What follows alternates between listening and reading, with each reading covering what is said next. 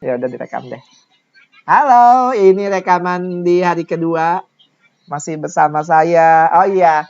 Hayo kawan, bersama saya Budi Hermawan. Oke. Oh iya. Oke, saatnya habis bermain. Oh enggak ya. Nah, ini harus dikeluar dan masukkan. Pertanyaannya biasa gini. Ketika magnet utara yang ada di ujung sini didekatkan, ya, kecepatannya ke arah kiri, artinya didekatkan ke kumparan. Nah, maka arus listrik akan mengalir dari mana ke mana? Itu pertanyaannya ya. Oke. Dari sini ada namanya medan magnet.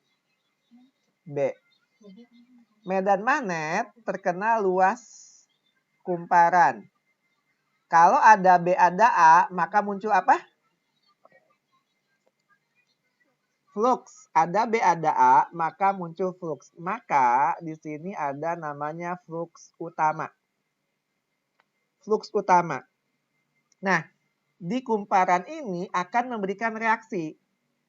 Arahnya selalu berlawanan dengan arah flux utama. Namanya flux induksi. Belajar nggak di sekolah?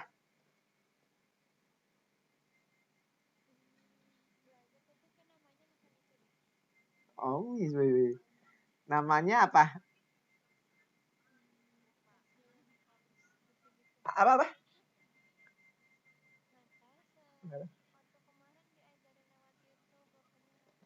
Oh gitu.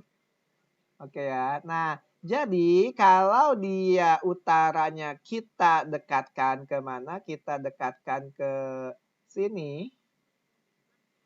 Nah, maka akan ada flux induksi yang arahnya berlawanan. Nah, karena ada flux induksi, maka muncullah arus listrik. Ke arah mana di sini? Ke arah bawah atau ke arah atas? Ada yang bisa jawab? Diajarin nggak cara mencari arah arusnya? Yang pakai tangan. Iya. Tangan kanan coba memegang pulpen, digenggam. Ya, udah tahu kan ya cara memegangnya? Ini pulpen, jempolnya karena flux induksinya ke kanan, berarti jempolnya ke kanan. Terus 4 jarinya berarti menggenggam, berarti gini kan? Ya enggak? Ini kukunya. Bingung enggak? Gambar apa itu, Pak? Emang susah kalau susahnya di sini enggak sih. Biasa saya suka foto, cuman malas saya foto, ya udahlah ya. Saya foto nggak apa-apa deh. Biasa saya foto sih. Ntar ya, saya kirimin.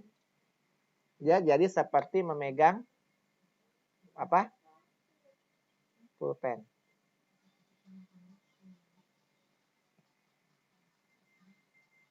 Ini saya kirimin tuh.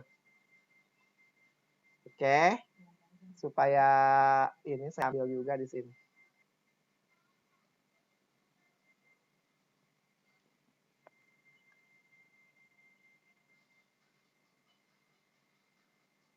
Kecilin deh.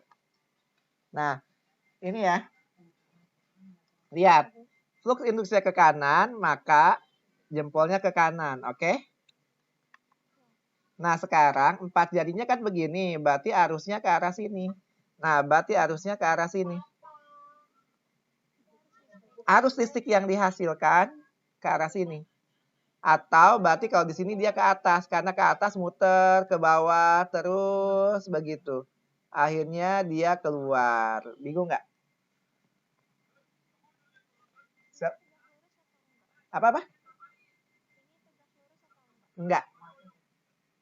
Ya. Enggak. Oh, maksudnya sudutnya ini. Ya, dimasukin gitu berarti tetanya 0 ya. Jadi nggak usah dimasukin. Cos 0 kan 1. Nah, jadi nggak usah dimasukin biasanya. Jadi di sini soalnya biasanya hanya ditanyakan arusnya ke arah mana? Gitu ya. Bingung nggak nih nyari arusnya? Berarti arus di sini ke atas, arus di sini ke bawah.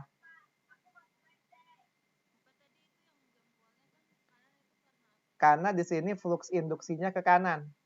Tuh. Kan ada flux utama ke kiri. Maka dari kumparan akan ada flux induksi. Nah, jempol ini menandakan flux induksinya. Ada gambarnya biasanya. Gambarnya seperti ini. Ya, kalau gambar seperti ini, kita ditanya arusnya ke arah mana. Di sini ada A, misalnya sini ada B, B ke A atau A ke B. Seperti itu biasanya. Nah, terus bagaimana kalau ini kita keluarin si arahnya. Ini kan arah V-nya mendekati. Sekarang arah V-nya menjauhi. Ngerti maksud saya? Sekarang ini utara, ini selatan, tapi V-nya ke sana. Nah, kalau V-nya ke sana, berarti karena dia ditarik keluar, berarti ada flux utama ke kanan. Nah, maka akan ada flux induksi ke arah sebaliknya. Gitu. Ketika arah sebaliknya, maka arusnya berbalik arusnya. Jadi kebalik. Iya, betul. Yang di sini ke atas, di sini jadi ke bawah. Tinggal, iya, betul. Jempolnya tinggal ke arah kiriin. Ya. Oh, enggak. Kita ngelihatnya putaran dari jempol ditarik ke kuku. Ini kan jempol, terus kukunya di sini. Kelihatan kan di layar? Nah, kelihatan kan? Tuh jempol saya kukunya jadi potong pendek ya, udah mani pedicure. Nah, jadi arah arusnya ini kan pulpen nih. Nah, berarti arah arusnya dari belakang tarik ke kuku. Nah, berarti seperti ini. Karena kan dia muter kumparan itu, lilitannya. Jadi bukan punggung, bukan bukan punggung, bukan telapak tangan. Ada sih di bab ini juga, tapi kalau di kumparan dia seperti ini cara mencari arusnya. Bingung nggak?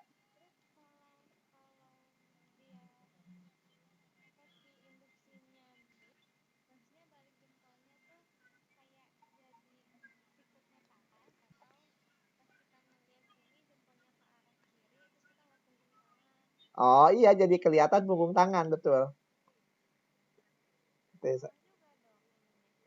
Oke deh. Oke, saya fotokan lagi.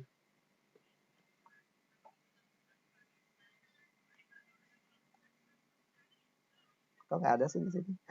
Oh, belum dikirim resah bunga terakhir.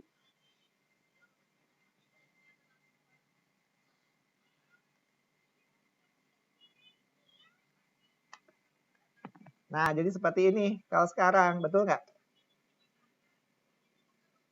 Nah, kalau kayak gini kan berarti dia muternya ke arah sana kan? Ke arah atas di sini, iya nggak? Ke arah atas kan? Tuh, jadi kebalik dong. Bingung nggak? Nah, jadi kalau kayak gini ya arahnya ke arah atas. Ini kan tadi saya gambarnya begini. Nah, jadi arah ke atas. Gitu. Nah, terus bagaimana? Bagaimana kalau sekarang ini selatan, ini utara? Tinggal dibalik ya, tinggal dibalik. Jadi kalau misalnya ini selatan yang masuk, berarti seperti yang utara ditarik keluar. Bingung nggak maksud saya? Nah, jadi arah selatan ini dibalik nih. Sekarang misalnya ini saya hapus. Nah, ini jadi selatan, ini jadi utara. Dimasukin sini, itu sama aja kayak utara yang di bawah ditarik ke sini arahnya. Jadi hafalin aja satu, utara, selatan. Kalau utaranya masuk, flux induksinya keluar. Kalau selatannya masuk, flux induksinya jadi masuk gitu. Bingung nggak? Bingung atau nggak bingung?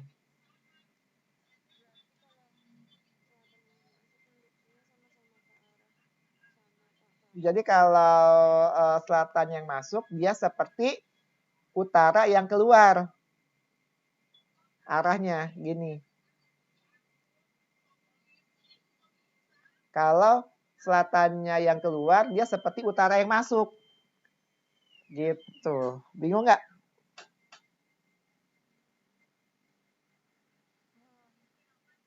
Nggak bingung? Oke ya, nanti kita kalau ada soalnya kita coba ya. Nah, ya, induksi itu dia mempengaruhi tanpa bersentuhan. Ya, mempengaruhi. Ini tuh magnetnya nyentuh si kawatnya nggak? Enggak. Iya, nggak nyentuh. Nah, di situ ada gaya tersentuh, ada gaya apa di magnet? Gaya Lorentz. Nah, karena ada gaya Lorentz di situ, nah maka dia di kumparan menghasilkan induksi elektromagnetik gitu. Oke.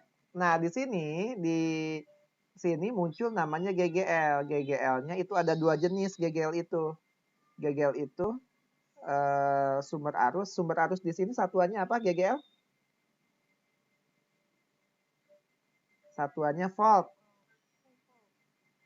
GGL itu satuannya volt. Karena penemunya Alexander Volta. Ya. Nah, GGL itu ada dua. Ada namanya GGL rata-rata. Ada namanya GGL sesaat. Apa GGL rata-rata? Sumber arus yang timbul pada selang waktu tertentu. Semua rata-rata rumusnya min N delta flux per delta T. Kalau sesaat, min N turunan flux terhadap waktu. Ada ini di sekolah? Di YouTube? Ada. Oke, kita lihat contoh soalnya ya. Supaya bingungnya tidak berkepanjangan.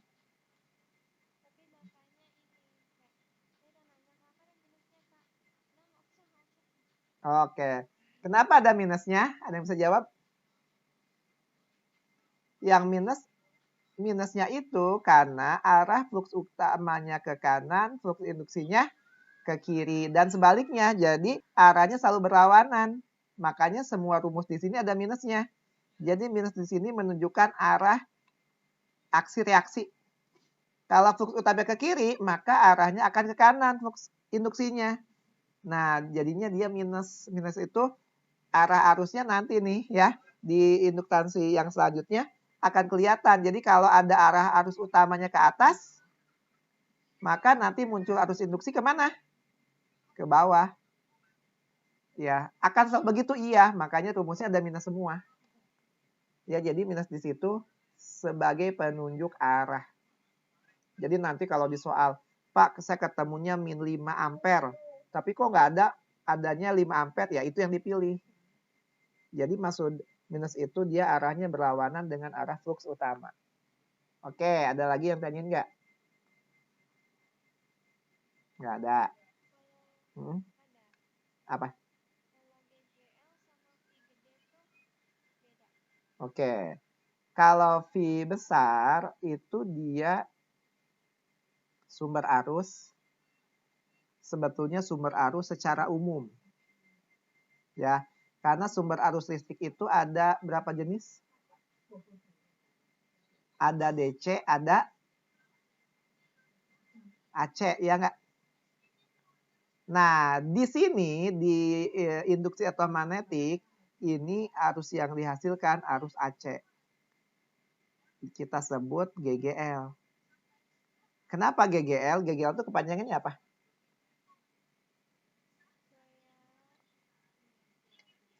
Ganteng-ganteng serigala, oh enggak. Gaya gerak listrik. Nah, jadi munculnya listrik karena ada gaya gerak. Nih, karena ada gaya Lorentz. Ada gaya Lorentz yang bergerak keluar masuk, maka akan menghasilkan arus listrik. Nah, makanya sebut sumbernya tuh GGL. Kalau DC, kenapa bisa muncul arus? Kenapa di DC bisa muncul arus arah? Kalau GGL kan tadi karena ada perubahan flux arus AC. Kalau di arus DC kenapa bisa muncul arus? Kenapa? Bunga terapi. Karena ada perbedaan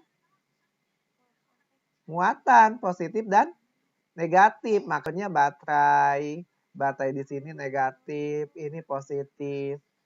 Ketika elektronnya bergerak, maka muncul arus. Nah, elektronnya lama-lama bergerak, lama-lama seimbang kutub positif dan negatifnya. Maka kita sebut habis baterainya. Terus gimana? Kita cas itu memindahkan elektron dari kutub positif ke negatif lagi, kita pindahin. Itu namanya dicas.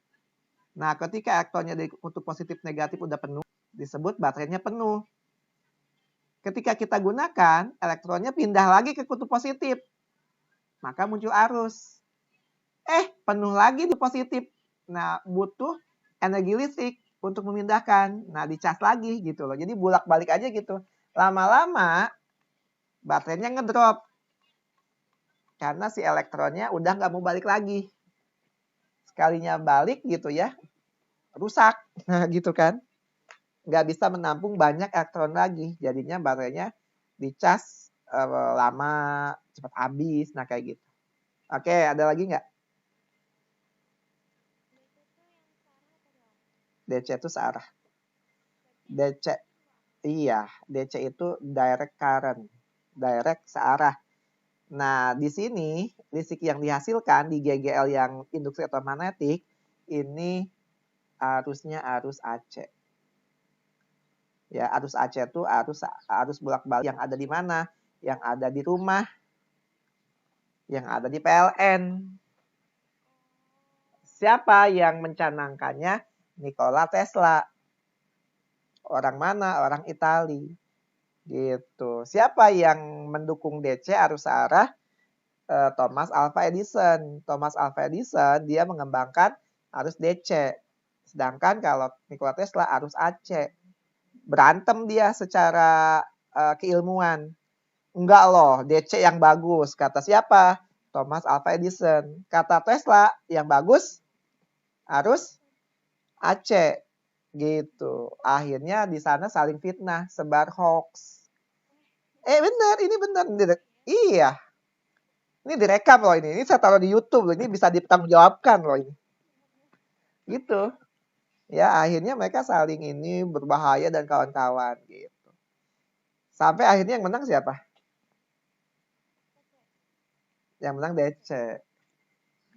Kenapa? Karena Thomas Alva Edison punya uang. Gitu ya. Akhirnya dua-duanya dibeli. Sama siapa? Sama perusahaan Inggris kalau nggak salah. Nah, disingkatnya GE. Pernah dengar? Nggak pernah. Ya.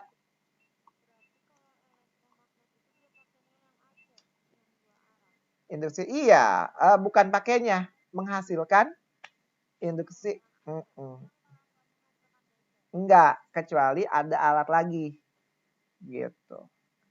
Nah, namanya kelihatan nggak di layar? Dituntut. Saya takut. Nah, ini dibelilah sama dia. Jadi GE. Nah, GE ini perusahaan listrik pertama mungkin dan terbesar. Gitu. Iya. Sampai sekarang ada. Gitu. Ya, emang yang punya duit yang menang di mana-mana ya. Oke, nah seperti apa soalnya? Kita lihat di sini. Contoh soalnya. Mana contoh soalnya? Contoh soalnya. Contoh soalnya kok nggak ada sih? Oke, ini. Ini ya. Contoh soalnya latihan 1-2 dulu kita lihat. Diketahui apa tuh nomor 1? Satu-satu ah. Di sini ada garnis. Diketahui nomor 1 apa garnis? Halo garnis. Nomor 1 diketahui apa garnis? Apa tuh simbolnya lilitan teh? Iya, apa simbolnya lilitan? N. N-nya 1000. Terus Nadine. Apalagi yang diketahui Nadine? Flux. Oke, flux satunya 2 10 pangkat min 4 Weber. Flux 2-nya 5 kali 10 pangkat min 4 Weber. Oke, apalagi yang diketahui Lala? Simbol. Kurang tepat. Delta T. Kenapa? Selang waktu. Selang waktu itu delta T 10 second. Yang ditanya apa teh namanya teh? Nadila. Apa yang ditanya Nadila? Oke, GGL-nya ya. Apa GGL sesaat atau GGL rata-rata?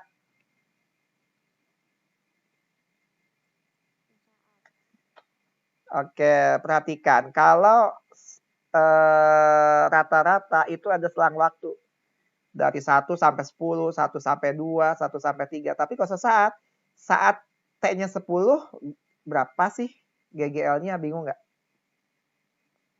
Nah, kalau delta T, nomor 1, jadi sesaat atau rata-rata? Rata-rata. Nah, kalau rata-rata berarti rumusnya min N delta flux per delta T. Guru fisikanya siapa di sekolah? Oh, Pak Jimmy. Oke. Nah, delta fluxnya jadinya theta 2 kurangin theta 1. Theta 2-nya 5, 10 min 4, 2, 10 min 4. Jadi delta tetanya 3, 10 min 4. Udah, tinggal kita ke sini min 1000, 3, 10 min 4 per 10. Jadi berapa tuh? 100 berarti 3, 10 min 2, jadi 0,0. Enggak deh, udah ini ya. Nah, bingung gak tuh?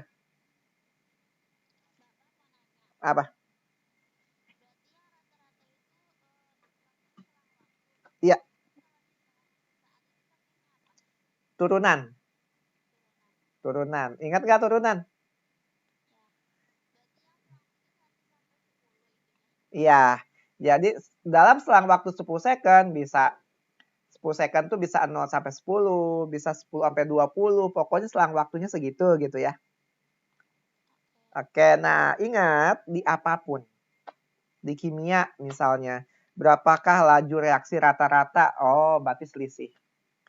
Berapakah laju reaksi saat? Oh, berarti turunan. Ya itu berlaku dimanapun. Sampai kuliah tuh, kalau ada yang ditanya apa? Yang ditanya turunan, ditanya sesaat berarti dia turunan. Contoh nomor 2 nih.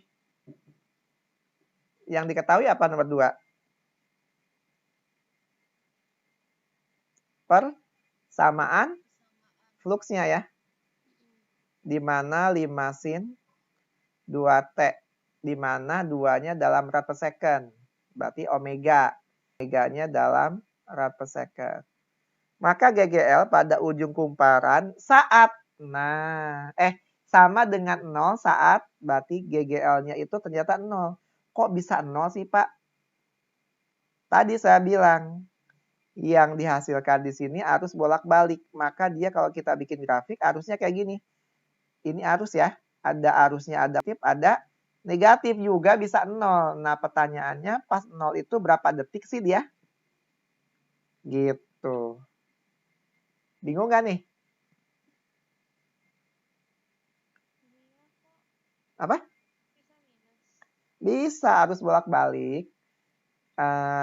Kalau kita ukur pakai ampere meter, ini ampere meter. Nah, si arus bolak-balik ampere meter, ini tuh 0 di tengah. Di sini positif, sekian, di sini negatif. Nah, nanti dia tuh bergerak ke kanan, bergerak ke kiri. Contoh ya, ketika kita, apa ya, aduh, lab, apa namanya, lab online fisika. Apa namanya? Lupa saya, PETH. PH.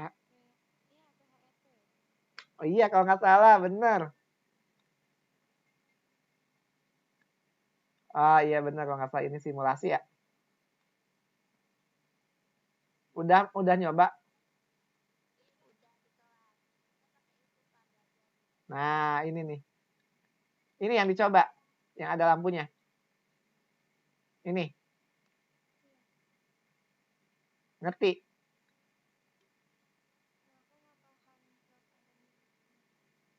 Ini kan dimasukin. Nah, gini kan? Nah, lihat ya. Tuh, kelihatan nggak? Ke positif negatif nggak tuh? Di atas kelihatan tegangan? Tuh, ke positif negatif nggak tuh? Karena yang dihasilkan arus bolak-balik. Arus bolak-balik itu ada positif negatif. Apa? Nyala. Nyala. Nyalanya gini. Kedip-kedip nggak? Di rumah kedip-kedip nggak?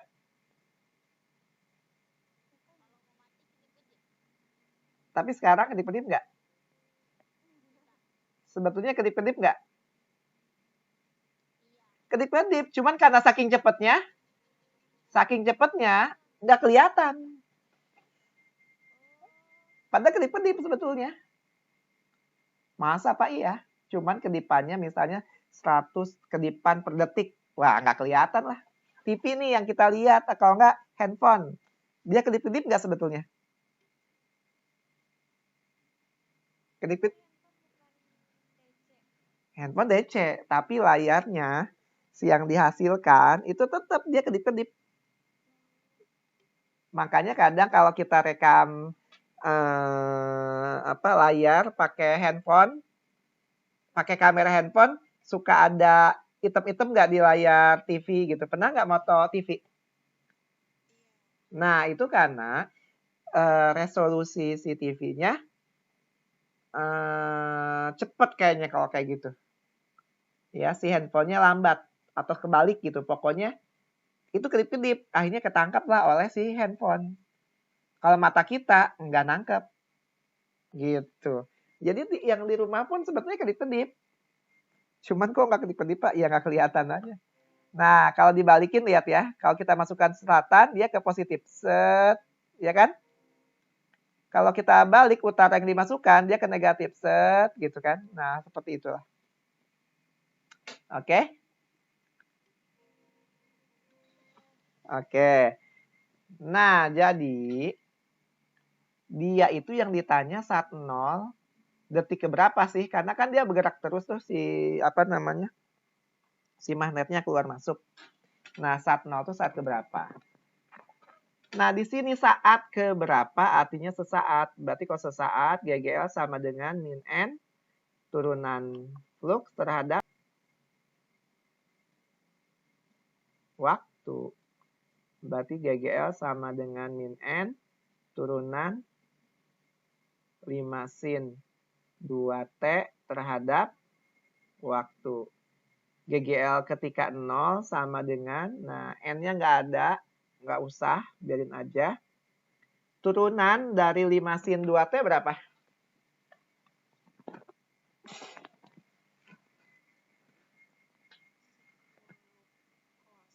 Widih, 10 cos 2T. Nah, 10 cos 2T sama dengan 0. Artinya cos 2T-nya sama dengan 0. Ya nggak? Nilai cos yang 0 berapa?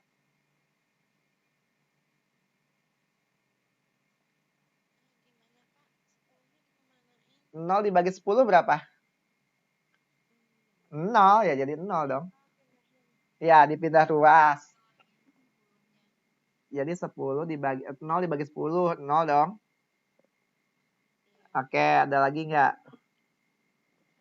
Nah, cos 2T sama dengan 0. Cos yang 0 berapa derajat? 90. Tapi karena dia dalam rad, 90 itu sama aja pi per 2, ya nggak? 2T sama aja pi per 2 rad. Berarti T-nya? Pi per 4. Karena pi per 2 dibagi 2 ya pi per 4. Nah, jawabannya jadi.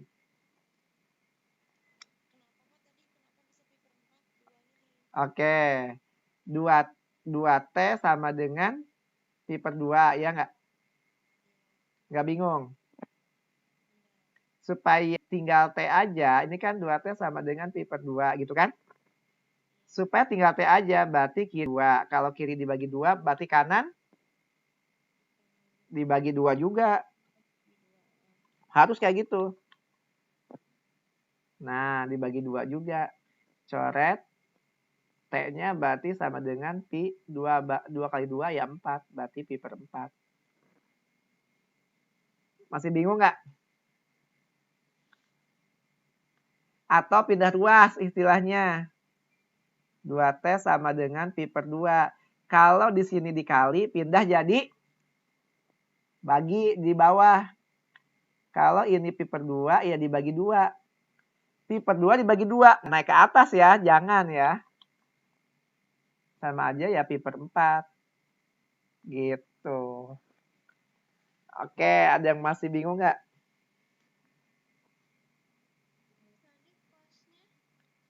Apa?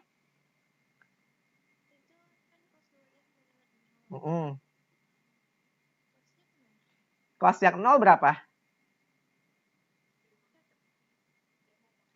Cos yang sudut cos yang 0, sudutnya berapa derajat? Berapa derajat? Nih, nah kayak gitu nih. Cos 2T sama dengan 90 derajat, sama dengan 0. Berarti kita tulis bisa aja dong, cos 90 sama dengan 0, ya nggak? Bingung nggak sampai sini?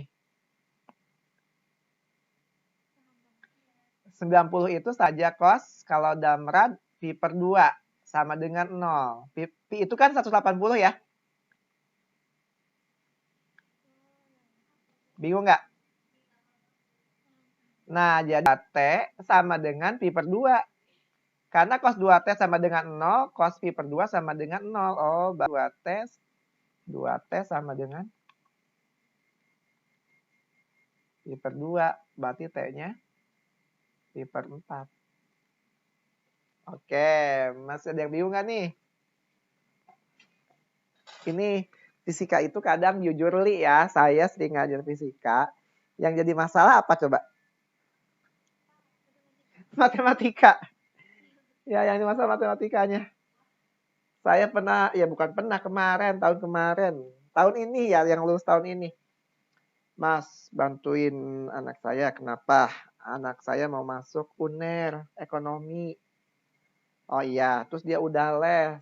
Terus, tapi kok jelek ya hasilnya, hasil TO-TO-nya. Ya udah, coba ya. Akhirnya online kan ya. Saya cek, ternyata apa coba? Matematika SMP-nya dia nggak ngerti. Akhirnya saya bilang sama ibunya, Bu, ini matematika SMP-nya nggak ngerti. Terus gimana Mas? Iya kalau saya sih saranin, ya kita les dari SMP. Hanya saya ngajarin dia dari matematika SMP. Alhamdulillah keterima di di ekonomi UNER. Gitu ya. Jadi emang yang jadi masalah tuh kadang di teknisnya.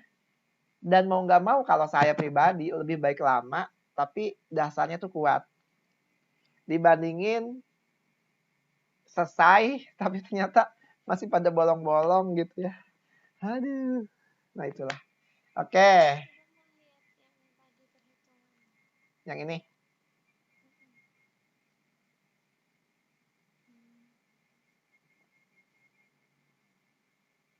Ya, hati-hati nih, teknis matematika nih. Yang N yang mana? Ini? Oke. Sebetulnya N-nya ada nggak di soalnya? Nggak diketahui kan? Ya udah, nggak usah. Kalaupun usah, kan GGL-nya 0. 0 dibagi N berapa? 0 gitu loh. Jadi ya udah, nggak apa-apa, nggak usah ada.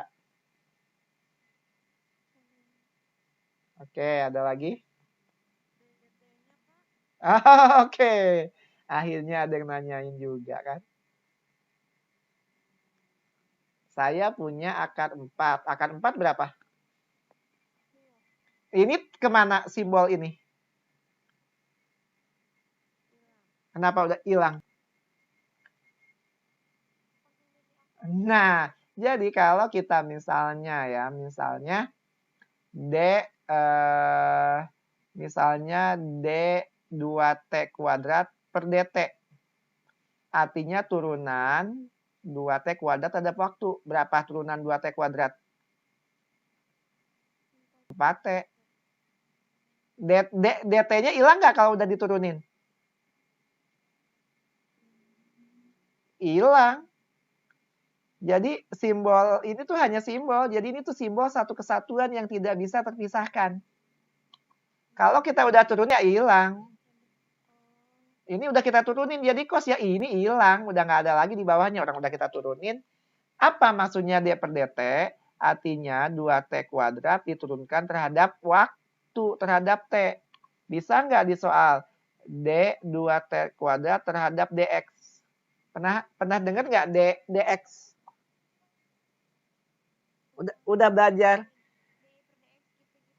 Udah belajar belum itu?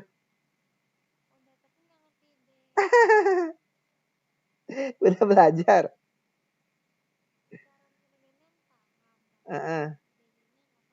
Apanya?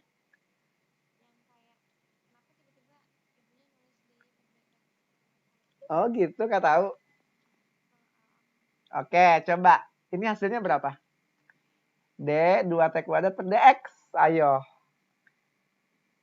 Berapa hasilnya? 4 orang kan yang bisa jawab? 0. Oke. Tadi di gurunya tadi ada DY per DX, iya nggak? Sebetulnya ini tuh misal kita samaan Y. Y-nya apa misalnya? Y-nya misalnya 2X kuadrat plus 4X plus 10 gitu kan? Maka tulis D 2X kuadrat plus 4X plus 10 per DX. Gitu nggak di sekolah? Kayak gitu nggak? Nggak kayak gini. Ya udah. Sekarang turunan 2X kuadrat berapa? 4X plus 4 kan ini? 10-nya kemana? Kenapa hilang? Karena nggak ada X. Kalau ada variabel Z, hilang juga nggak? Hilang juga. Jadi tujuannya di sini DX, DT, supaya menandakan persamaan yang di atas ini diturunkan terhadap siapa sih? Kalau terhadap X, berarti si X yang diturunin. Ini terhadap X, ada variabel X-nya nggak? Nggak ada ya, jadi 0. Gitu. Jadi simbol DX, DT, DY yang di bawah itu, yang di bawah, menandakan dia itu diturunkan terhadap siapa sih? Saya punya D misalnya 6X kuadrat plus 10C. Diturunkan terhadap X. Berarti tinggal 12X. Ini berapa? Habis, karena terhadap X. Kalau misalnya saya terhadap C sekarang. Per DC, jadinya berapa? 10. Karena terhadap C yang punya variabel C cuma 10C. Ya 10C diturunin jadi 10. Jadi yang di bawah itu dia menandakan diturunkan terhadap variabel apa sih gitu. Bingung nggak?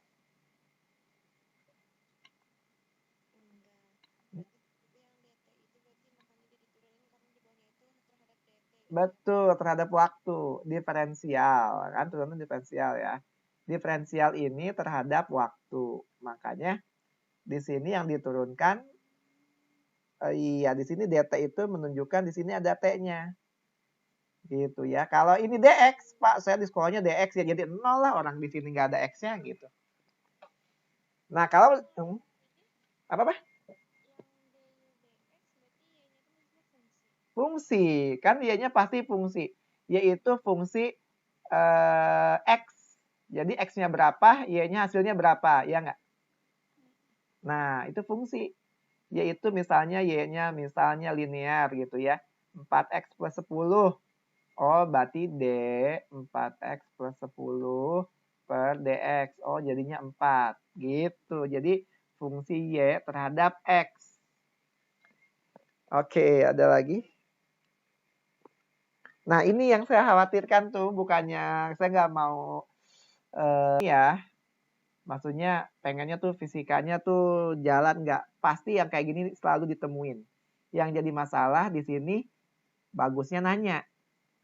Yang jadi masalah ada anak yang nggak nanya. Jadi saya nggak tahu kan, orang saya nggak ngajar di kelas 10, nggak ngajar matematikanya. Ternyata dia nggak ngertinya di hal teknisnya itu. Oke, ada lagi. Udah? Oke. Jika sudah, nah seperti itulah GGL. Nah, GGL kalau tadi kita lihat misalnya ya. GGL itu kan tadi ada 2. Ada GGL sesaat, rata-rata dulu deh. Ada GGL sesaat. GGL rata-rata tadi apa rumusnya? Min N delta. Nah, flux itu tadi apa rumusnya? dA cos theta. Nah, jadi yang berubah B-nya bisa jadi delta B per delta T dikali A dikali cos theta. Ya, itu bisa yang berubah apanya, jadi deltanya bisa di situ. Di sini juga sama. Misalnya, ini kan d flux per dt. Yang berubah B-nya, berarti min N dB per dt, artinya fungsi dari medan magnet diturunkan terhadap waktu dikalikan A dikalikan cos theta. Ya, jadi nanti bisa jadi di soal bukan fluxnya yang diketahui, B-nya kah, A-nya kah, atau apa gitu, itu bisa aja. Oke? Kita akan lanjut. Apa selanjutnya? Selanjutnya apa ya? Ini. GGL pada kawat. Mungkin kalau saya gambar, oh iya gambarnya. Mungkin ya. Ini ada kawat. Nah, kemudian di sini ada kawat hijau. Kemudian di sini ada apa? Ada apa tuh? Medan magnet. Ada gambar kayak gini di sekolah? Udah atau belum? Udah tapi? Oke, aku nggak paham. Itu kayak apa ya? Apa ya? Aku nggak paham. Meme atau apa gitu ya. Nah ini. Di sini ada lampu. Nah. Si kawat yang hijau ini bebas bergerak. Ketika ada kawat bergerak di medan magnet, maka pada kawat akan menghasilkan arus listrik ya. Ini beda-beda di sekolah. Ini saya kembali ke siswanya. Kok gitu sih, Pak? Bapak nggak punya prinsip? Oh, enggak ya. Jadi gini, misalnya ini A, ini B. Ini saya tarik ke atas. Saya tarik ke kanan, berarti dia ada kecepatan ke kanan. Kemana arah arusnya? Gitu nggak di sekolah? Iya, terus pakai apa menentukan arah arusnya? Saya ikutin nih. Di sekolah pakai apa? Apa? Tangan kanan. Arusnya apa? Jempol atau ibu jari atau telapak tangan?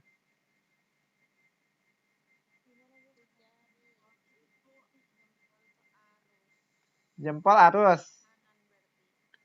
Jempol itu apa? Enggak. Oh, enggak. Enggak kah? Tidak. Kalau ke kanan itu, oh bisa sih. Oke, bisa. Berarti kalau jempol ke kanan, B-nya apa dong? Oke, bisa. Oh, wis. Oke, betul. Ini betul. Berarti telapak tangan sebagai I. Oke. Ada yang masih bingung nggak nih? Jadi, oke. Ini saya V-nya kemana? Ke kanan. Ya, ini saya fotoin deh. Ya, lama-lama habis juga klise saya nih buat moto-moto. Oh, enggak ya. Klise tahu nggak sih klise? Polaroid gitu tahu? Nah, kan kalau iya, itu kan kalau dulu bisa habis. Kalau sekarang kan kita digital gitu kan. Paling memorinya yang habis. Buat foto-foto. Oke. Kelihatan di depan?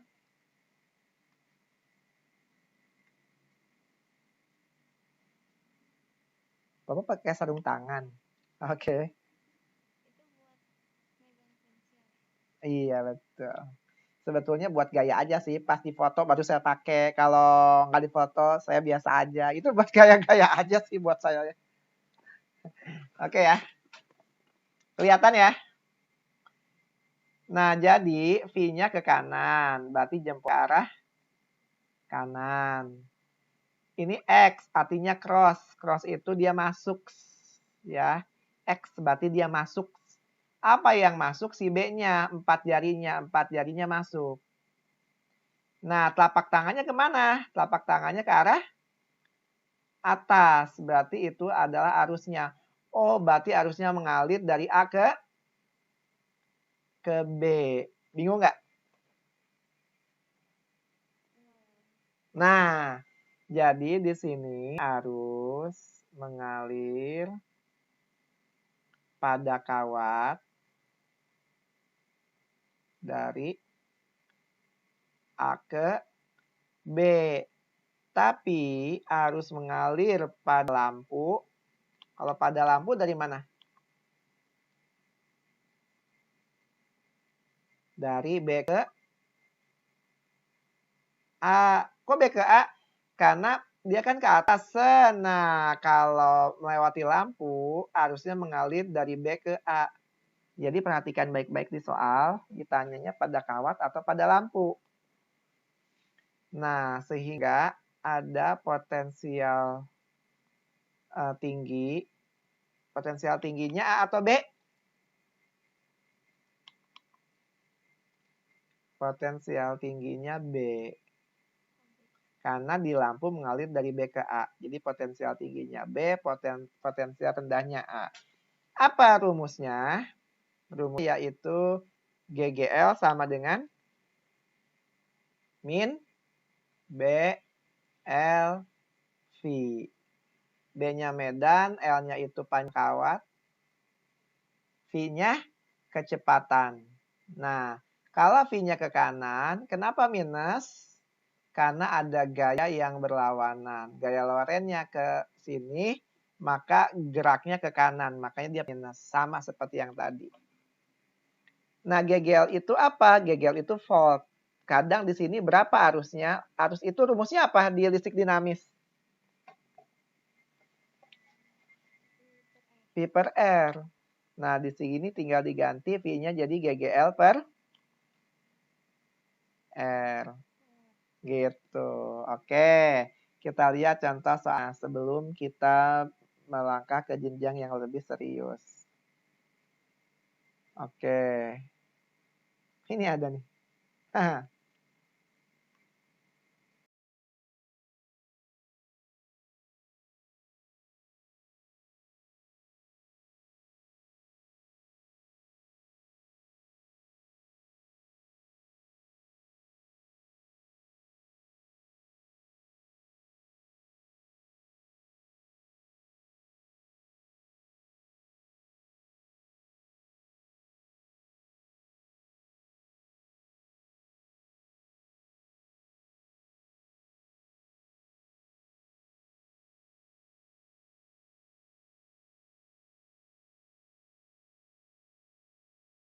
Berarti dari B ke A. Ya, potensialnya tinggi berarti dari B ke A di sini di kawatnya. Nah, yang ditanya besar dan arah.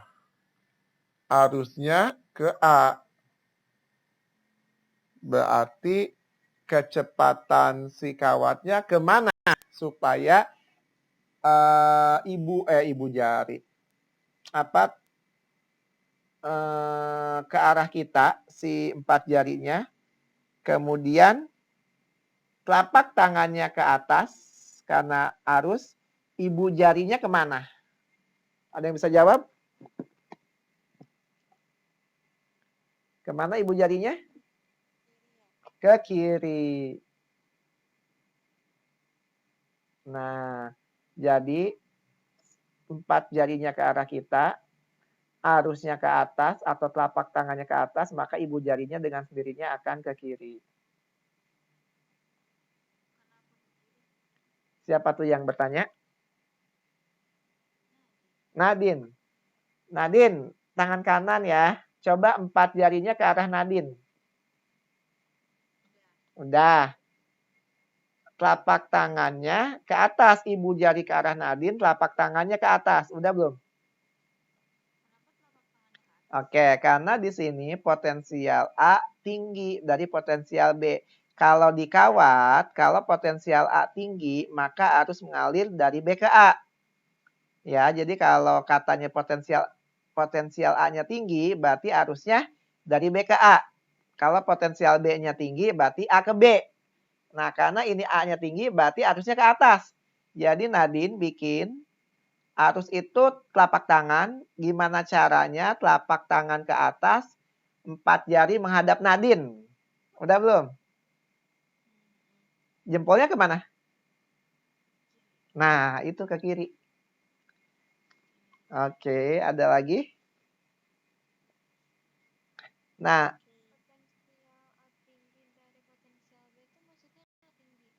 iya. Betul. Betul, bergerak. Kalau potensial lebih tinggi. Nah, kalau di kawat rendah ke tinggi. Contoh ya, ini contoh nih, contoh. Ini di baterai. Positif, negatif. Dihubungkan dengan apa? Lampu, ya enggak? Arus listriknya mengalir dari positif negatif atau negatif positif? Arus listriknya dari positif ke negatif. Elektronnya dari negatif ke positif. Nah, potensial yang tinggi yang positif atau negatif? Positif. Di sini potensial tinggi. Iya kan? Ini potensial rendah. Nah, di dalamnya dia mengalir dari negatif ke positif di dalamnya. Nah, jadi potensial tinggi yang ada di dalam itu dari rendah ke potensial tinggi. Nah, katanya A-nya lebih tinggi. Oh, berarti kalau dikawat arusnya dari B ke A. Karena A-nya potensial tinggi. Bingung nggak? Ya, jadi kalau pada kawat, potensial tingginya berarti arusnya dari rendah ke tinggi. Kalau pada kawat, tapi kalau dia dihubungkan dengan sesuatu, lampu kah, hambatan kah, potensial arusnya mengalir dari potensial tinggi ke potensial rendah, tuh ya. Tapi kalau pada kawat, dia dari rendah ke tinggi. Kalau di luar kawat, dari tinggi ke rendah. Nah, itu yang tadi saya bilang. Hati-hati di situ kita. Karena banyak jebakan Batman. Ngomong-ngomong, kenapa sebut jebakan Batman ya? Oke. Iya kan, aneh ya? Kenapa nggak jebakan Superman? Iya nggak sih? Rumus GGL? Min? BLV. GGL-nya katanya 6. Min-nya 0,5 Tesla. L-nya 1,5. Berapakah V-nya? Kan gitu ya. Berarti V-nya berapa?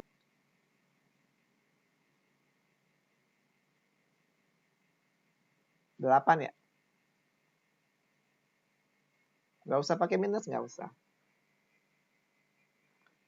Itu hanya arahnya aja. Oke, ada yang tanyain nggak?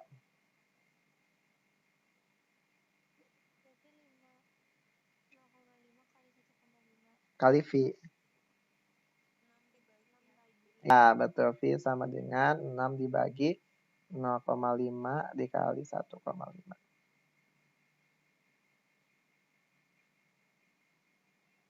Oke, ada yang tanyain nggak? Nggak ada? Oke, kalau nggak ada, kita kerjakan. Ini di rumah masing-masing, berarti tidak bisa bekerja sama ya. Sekarang tidak bisa bekerja sama. Nomor 5.